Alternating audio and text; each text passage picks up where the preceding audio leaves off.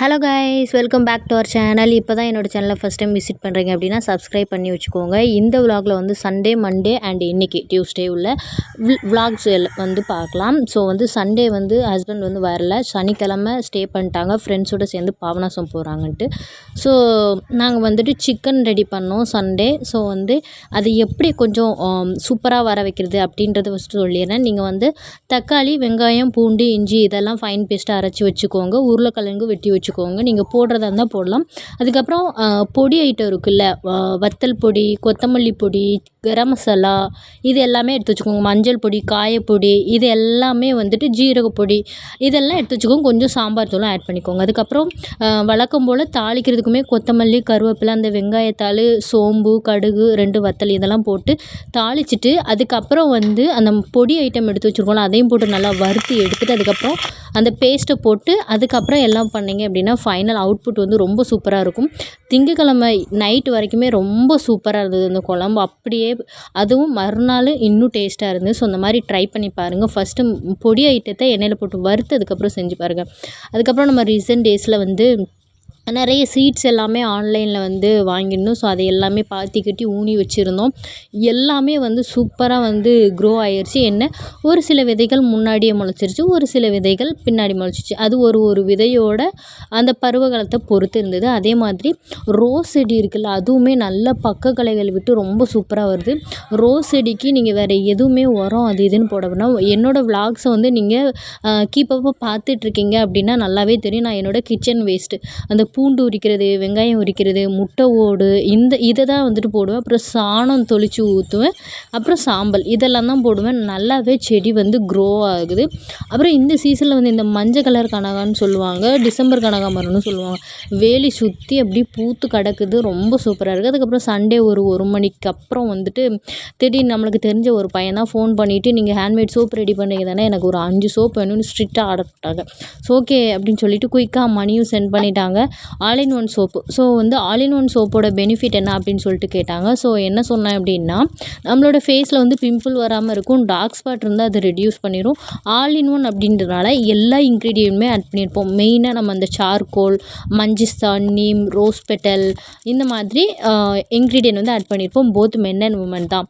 பிம்பிளுக்கு தனியாக, டார்க் ஸ்பாட்டுக்கு தனியாக, க்ளோ கொடுக்குறதுக்கு தனியாக, பிரைட்னிங் தனித்தனியாக சோப்பு வாங்காமல் இந்த சோப்பு நம்ம யூஸ் பண்ணோம் அப்படின்னா ஆல் இன் ஒன் மாதிரி சோப்பே அதுக்கு தான் ஆல் இன் ஒன் அப்படின்னது. சரி அப்போ அந்த சோப்பில் ஒரு 5 அப்படின்னு சொல்லிட்டு ஃபஸ்ட்டு ஒரு சோப்பை பற்றி கேட்டாங்க. ஒரு சோப்பு சொன்னதுக்கப்புறம் ஆல் இன் ஒன் சோப்புன்னு இருக்குது அப்படின்னு சொன்னதும், அப்போ ஆல் இன் ஒன் சோப்பு வந்து ஃபஸ்ட்டு 3ன்னு கேட்டாங்க. அப்புறம் நான் கேட்டு சொல்கிறேன்னு 5ஆக போட்டாங்க.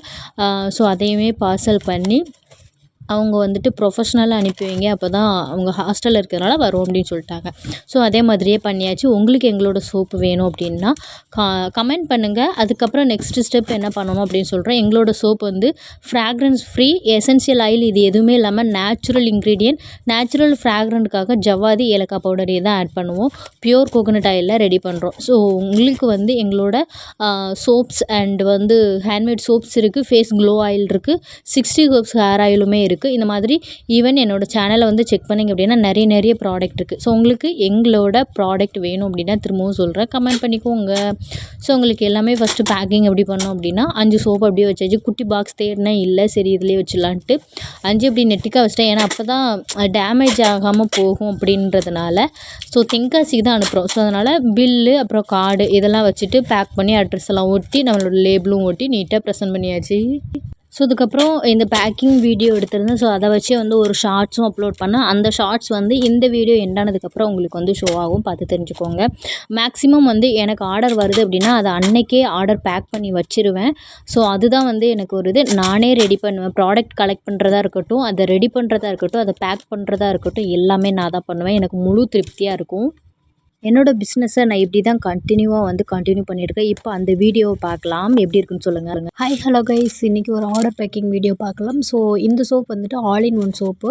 ஸோ 5 சோப் வந்து ஆர்டர் ப்ளேஸ் பண்ணியிருந்தாங்க. இந்த சோப்போட பெனிஃபிட்னு பார்த்தீங்க அப்படின்னா, எஸ்பெஷலி நம்ம ஹேண்ட்மேடாக சோப் ரெடி பண்ணுற எல்லாமே வந்து சார்கோல் அண்டு ஆலோவேரா இந்த மாதிரி நிறைய சோப்பு இருக்குது. ஸோ இந்த மாதிரி எல்லா சோப்புமே வந்து கோகோனட் ஆயிலில் ரெடி பண்ணுறனால மேக்ஸிமம் டார்க் ஸ்பாட்டை வந்து ரெடியூஸ் பண்ணும். ஸோ நம்ம சோப்ஸ் எல்லா சோப் யூஸ் பண்ணாலுமே டார்க் ஸ்பாட்டை வந்து ரெடியூஸ் பண்ணுற தன்மை இருக்குது. ஏன்னா கோகோனட் ஆயில் மெயின் இன்க்ரீடியண்ட்டாக இருக்குது. ஸோ இந்த சோப் வந்துட்டு பிம்பிள் வராமல் ப்ரிவென்ட் பண்ணும். அன்ஈவனாக இருக்குது அப்படின்னா அதையுமே ரெடியூஸ் பண்ணும். ஓப்பன் போர் மினிமைஸ் பண்ணும். இந்த மாதிரி ஸ்கின்னில் இருக்கக்கூடிய எல்லா இஷ்யூக்கும் கிளியர் பண்ணுற மாதிரி ஒரு சோப்பு தான் all in one soap. So இது வந்து பேக் பண்ணியாச்சு. அண்ட் வந்து சார்கோல் சோப் வந்து ஃபாஸ்ட் மூவிங், முல்தானி மட்டியுமே ஃபாஸ்ட் மூவிங். முல்தானி மட்டி வந்து நல்லா இன்ஸ்டண்ட்டாக பிரைட்னிங் கொடுக்கும். ஸோ அதுக்காக சார்கோல் வந்து ஆயிலி ஸ்கின்காக. So and it's Monday morning. So ரொம்ப சூப்பராக இருந்தது. இப்போல்லாம் வந்து நான் ரொம்ப சீக்கிரமாகவே எழுந்திரிச்சிக்க ஆரம்பிச்சிட்டேன். எனக்கு இப்போல்லாம் சீக்கிரமாக எந்திரிக்கிறது வந்து அவ்வளோ ரெஃப்ரெஷிங்காக இருக்குது. ஸோ அதை வந்து கீப்பப் பண்ணலான்ட்டு இருக்கேன். அதே மாதிரி ஒன்று குக்கிங்க்கு முன்னாடி அடுப்பில் வந்து சாப்பாடு வச்சுட்டு கார்டனுக்கு வந்து பார்த்தா தான் எனக்கு நிம்மதியே இருக்கும். இல்லை அப்படின்னா சாப்பாடு வச்சதுக்கப்புறம், இல்லை கேப்பில் அந்த வெங்காயத்தொலி போட்டிருக்குன்னு வருவேன். அந்த எப்போவாவது எனக்கு காலையிலே வந்து கார்டனை பார்த்தா தான் அன்றைய டேவே எனக்கு வந்து ரொம்ப ஃப்ரெஷ்ஷாக இருக்கும். இல்லை அப்படின்னா ஒரு மாதிரி டல்லாக போன மாதிரியே இருக்கும். ஸோ அதுக்கப்புறம் வந்து சண்டே வச்ச சிக்கன் வந்து அப்படியே இருந்தது. ஏன்னா ஹஸ்பண்ட் இல்லை. எனக்கு வந்து நான் சிக்கன், மட்டன் இந்த மாதிரி நான்வெஜ் அதிகமாக ஒத்துக்க மாட்டேங்குது. இப்போ ஏன்னு தெரியல. ஆஃப்டர் அந்த கொரோனா ஊசி போட்டதுக்கப்புறம், அதுக்கு முன்னாடி வரைக்குமே நல்லா சாப்பிடுவேன். வெறும் கறியை மட்டுமே எடுத்து சாப்பிடுவேன். அந்த மாதிரி இருந்தது. ஸோ இப்போ வந்து டோட்டலி டிஃப்ரெண்ட்டாக இருக்குது. அந்த கொரோனா ஊசி போட்டதுக்கப்புறம் நிறையவே உடம்புல டிஃப்ரெண்ட்டாக இருக்குது. நிறைய சாப்பிட முடியாது அந்த மாதிரி இருந்தது. ஸோ அதுக்கப்புறம் பார்த்திங்க அப்படின்னா அதனால் சரி அதையே வச்சுட்டு இருக்க முடியாது. திடீர்னு ஏதாவது குறை சொல்லுவாங்க அது இதுன்ட்டு அப்படின்ட்டு ஒரு மைண்ட் செட்டு. வெறுங்குழம்பு வச்சு அதுக்கப்புறம் அந்த சிக்கனும் வச்சுருந்தேன். அதுக்கப்புறம் முட்டைக்கோஸ் சிறுபருப்பு போட்டு வைப்போம்ல, அந்த மாதிரி அவியல் மாதிரியும் வச்சுட்டேன். அப்புறம் முந்தின நாள் அந்த சுண்டைக்காய் சிம்பிள் குழம்பு ரெசிபின்னு வச்சுருந்தேன்ல, அதுவுமே வச்சுருந்தேன். பாப்பா விளாண்டுட்ருக்கா பாருங்கள்.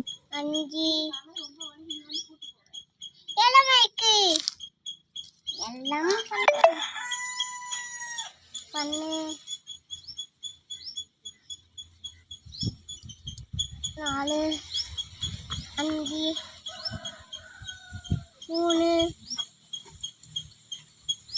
நாலு, அஞ்சு, மூணு, நாலு, அஞ்சு.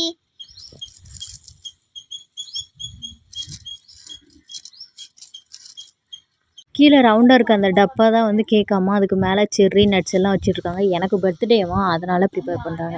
அதுக்கப்புறம் கொஞ்சம் நேரத்துக்கு அப்புறம் சித்தி, நான், பாப்பா. அந்த பாப்பா வந்து சித்தியோட தங்க பொண்ணு. அப்புறம் கொஞ்சம் திங்ஸ் எல்லாம் சித்தி வாங்கினாங்க. வாங்கிட்டு அதுக்கப்புறம் ஐஸ்கிரீமும் சாப்பிட்டுட்டு பாப்பா தூங்கிட்டா. அதுக்கப்புறம் வீட்டுக்கு வந்தாச்சு. வீட்டுக்கு வந்ததுக்கப்புறம் கொஞ்சம் க்ளீன் பண்ணலாம் அப்படின்ட்டு. என்னை பொறுத்த வரைக்கும் உங்களுக்கு எல்லாருக்குமே தெரியும், ஒரு கட்டில் தான் எனக்கு கிச்சனே, பழைய ஓல்டு கட்டில். ஸோ அதில் வந்து ஃபஸ்ட்டு அந்த ரெட் கலர் கூட வந்து கழுவி வாஷ் பண்ண அந்த பாத்திரம்லாம் போட்டிருக்கேன். மற்ற 2 பக்கெட்லேயும் எப்போவாவது நம்ம யூஸ் பண்ணுவோம்ல அந்த திங்ஸ் வச்சுருக்கேன். இந்த பாட்டில் ஓல்டு பாட்டில்.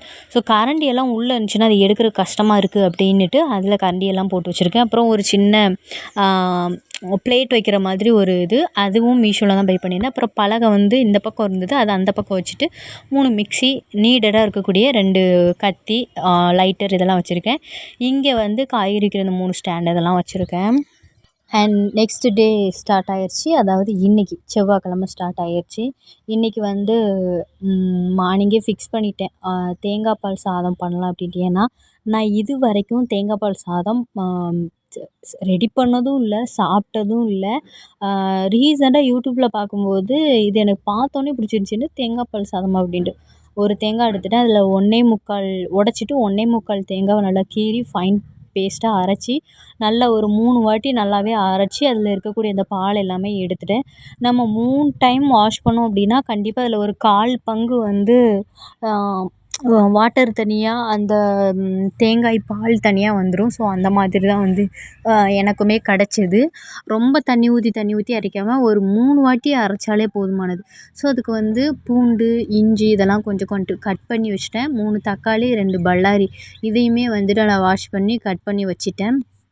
அதுக்கப்புறம் தாளிப்புக்கு நம்ம பிரியாணி மசாலா இருக்குது இல்லையா, அந்த ஸ்பைசஸ் எல்லாமே பிரியாணி இலை, அன்னாச்சிப்பூ, அதுக்கப்புறம் சோம்பு இது எல்லாமே வந்துட்டு எடுத்து வச்சுருந்தேன். அதுக்கப்புறம் வந்து நான்வெஜ்ஜோ, வெஜ்ஜோ எந்த சமையல் பண்ணாலுமே அதில கடுகு கண்டிப்பா நான் போட தான் செய்வேன். நெறைய பேர் நான்வெஜ்ஜு வெஜ்ஜுக்கும் வந்து சோம்பு, கடுகு இந்த 2யும் டிஃப்ரெண்ட்டா வந்து இது பண்ணுவாங்க. நான் எல்லாத்துக்குமே வந்து கண்டிப்பா கடுகு போடுவேன்.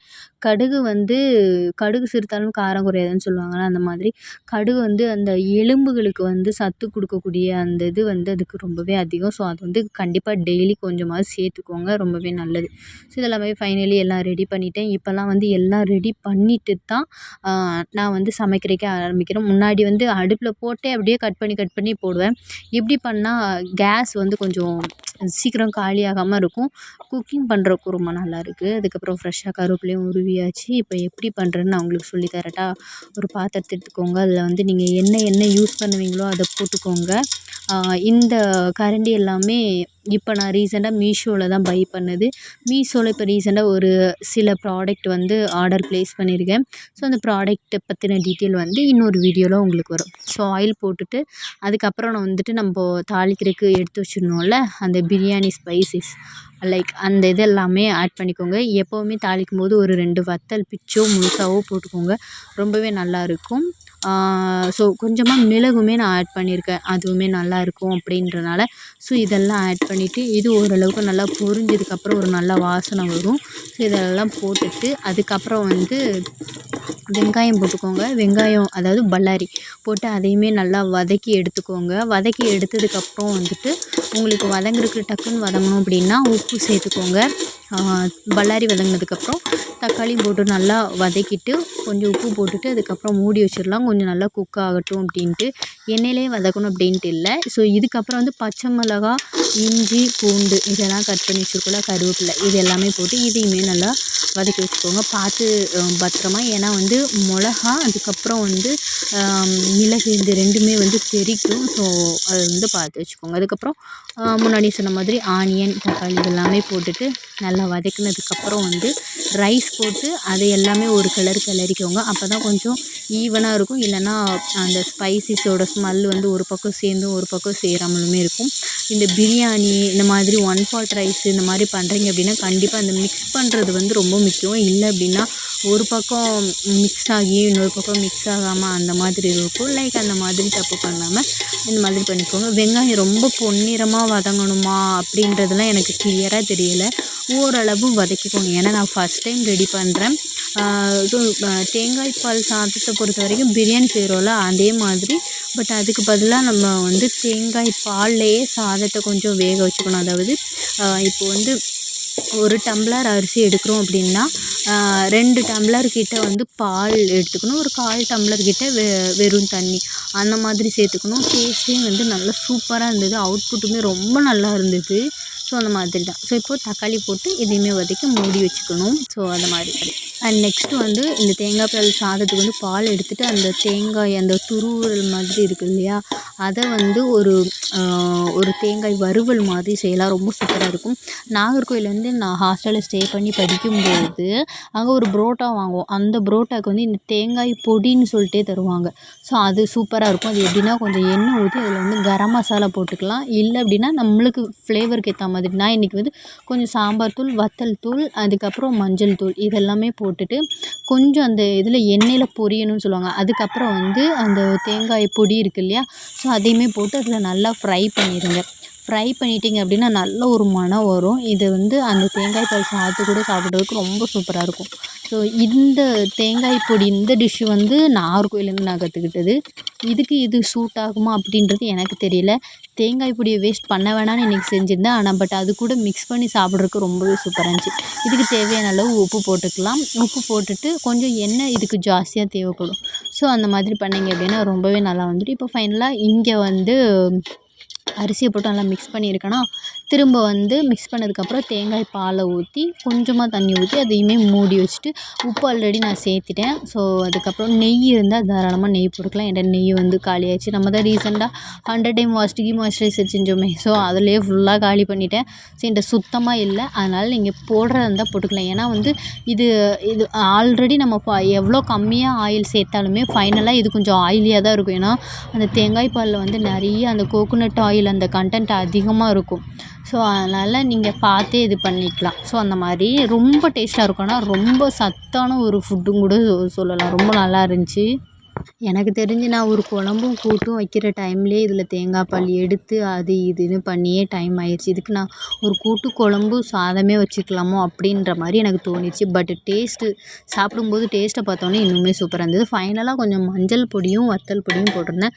லைட்டான ஒரு மைல்டான கலர் வரணும் அப்படின்ட்டு. ஃபைனலாக நம்மளுக்கு அந்த தேங்காய் பொடி அதுவுமே ரெடி ஆயிடுச்சு. ரொம்ப சூப்பராக இருந்தது. கண்டிப்பாக ட்ரை பண்ணி பாருங்கள். இதை இந்த பொடியில் பால் எடுத்த பொடியில் தான் செய்யணுன்ட்டு இல்லை. தேங்காவை நார்மலாக துருவிட்டு அந்த தேங்காயில் கூட செய்யலாம். ரொம்ப நல்லாயிருக்கும். அதுக்கப்புறம் நம்ம ரீசெண்டாக போட்டிருந்தோம்ல, அது எல்லாமே வந்து ஆல்ரெடி குட்டி குட்டியாக க்ரோ ஆயிருந்துச்சு. இப்போது வந்து முளைக்காத சீடுமே கொஞ்சம் கொஞ்சம் இருந்ததில்ல, அது எல்லாமே முளைச்சி குட்டி குட்டியாக முளைச்சி வருது. பார்க்குறக்கு ரொம்ப சந்தோஷமாக இருந்தது. மார்னிங்கே அந்த சமையல்லாம் முடிச்சுட்டு நான் சொன்ன மாதிரி அதை பார்த்தா தான் எனக்கு நிம்மதியே இருக்கும் அந்த மாதிரி. ஸோ அதுக்கப்புறம் வந்து இங்கே வந்து இது என்ன பிளான்ட்டுன்ட்டு நீங்கள் கமெண்ட் பண்ணுங்கள். இது நம்ம இருமல், காய்ச்சலுக்கெலாம் இது வந்து நம்ம எடுத்துப்போம். ஸோ இதோட காய் வந்து ரெட்டாக இருக்குன்ட்டு நான் இப்போ தான் ஃபஸ்ட் டைம் பார்க்குறேன். அதனால தான் உங்களுக்கும் காமிக்கிறேன். தெருநல்லின்னு உண்டு. ஸோ அதில் வந்து தண்ணி வந்துருந்துச்சு. ஸோ அதை வந்து பிடிச்சி அந்த செடிக்கு பக்கத்தில் மருதாணி செடியெல்லாம் இருக்குது. நம்மளுக்கு ஹெர்பல் ஆயிலுக்கு இது கண்டிப்பாக தேவை இல்லையா? ஸோ அது எல்லாத்துக்கும் தண்ணி பிடிச்சி ஊற்றிட்டு இருந்தேன். அங்கே வந்து மோட்டார் டியூப் வந்து எட்டாது. ஸோ அதனால் அதுக்கப்புறம் வந்து சடனாக ஒரு தெரிஞ்ச ரிலேஷன் ஒரு பிரதர் தான் ஃபாரினில் இருக்காங்க. ஃபோன் பண்ணிவிட்டு எனக்கு 2 லிட்டர் 60 ஹெர்ப்ஸ் ஹேர் ஆயில் வேணும். ஆனால் எனக்கு டபுள் மடங்கு இன்க்ரீடியன்ட் எல்லாம் போட்டு தரணும். அதுக்கேற்ற மாதிரி நம்ம ரேட்டை ஃபிக்ஸ் பண்ணிக்கலாம் அந்த மாதிரி சொன்னாங்க. சரி ஓகேன்ட்டு. ரிலேஷன் வேறு, தெரிஞ்சவங்க வேறு. ஹெர்ப்ஸ் எல்லாமே ஆல்ரெடி போட்டு காய்ச்சிருந்த எண்ணெய் ஒரு பேஸ் ஆயிலாக நான் ரெடி பண்ணி வச்சுருப்பேன். அது ஸோ அது எப்போயுமே அப்படி தான். ஏன்னா வந்து இந்த நீமு அப்புறம் மருதாணி இது எல்லாமே காய்ச்சி அது ஒரு டார்க்கு க்ரீனுன்னு சொல்ல முடியாது. அந்த மாதிரி ஒரு கலருக்கு கொண்டு வந்து வச்சுருப்பேன். அதில் ஃப்ரெஷ்ஷாக வந்து இப்போ நம்மளுக்கு ஆர்டர் வருதுன்னா அதில் இன்னும் இன்க்ரீடியன்ட் இந்த பவுடர் லைக் இன்க்ரீடியன்ட் வெட்டி வேறு அந்த இன்க்ரீடியன்ட்லாம் திரும்ப ஆட் பண்ணி இது பண்ணுவேன். ஸோ சேம் அதில் வந்து இன்க்ரீடியண்ட்டோட குவான்டிட்டி வந்து இன்க்ரீஸ் பண்ணிவிட்டேன். ஸோ ஒரு 2 லிட்டர் கேட்டிருந்தாங்க. அதுக்கேற்ற மாதிரி 2 லிட்டர் போட்டுட்டு 2 டேஸில் அவங்களுக்கு அனுப்பணும். ஸோ அதனால் வெட்டி வேறு, வெங்காயம், கருஞ்சீரகம் இந்த மாதிரி நிறைய எக்ஸ்பென்சிவான இன்க்ரீடியன்ட் எல்லாமே குவான்டிட்டி இன்க்ரீஸ் பண்ணி இப்போ வந்து 2 லிட்டர் ஆயில்னால் கண்டிப்பாக அதில் பாதிக்கு பாதி இன்க்ரீடியன்ட் தான் இருக்கும். அந்த மாதிரி உங்களுக்கு ஆயிலை பார்த்தாலே தெரியும். ஸோ அந்த மாதிரி வச்சு நம்ம வந்து ரெடி பண்ணோம். ஸோ உங்களுக்கு வந்து நம்மளோட 60 ஹெர்ப்ஸ் ஹேர் ஆயில் வேணும் அப்படின்னா கண்டிப்பாக வந்து கமெண்ட் பண்ணுங்கள். நெக்ஸ்ட் ஸ்டெப் என்னன்னு நான் சொல்கிறேன். கண்டிப்பாக இது வந்து ஸ்கேல்ஃபு, ஹேர் ஃபுல்லாகவே வந்து ஒரு கேர் பண்ணுறதுக்கு இந்த ஒரு ஆயிலே போதும். ஆல்ரெடி நம்மளோட விலாகு வீடியோலலாம் இந்த ஆயிலோட பெனிஃபிட்லாம் போட்டிருக்கோம். ஸோ வேணும் அப்படின்னா கமெண்ட் பண்ணுங்கள். ஸோ இந்த வீடியோவை எண்ட் பண்ணிக்கலாம். வீடியோ பிடிச்சிருந்தா லைக் பண்ணுங்கள், கமெண்ட் பண்ணுங்கள், ஷேர் பண்ணுங்கள். Thank you so much. Keep supporting.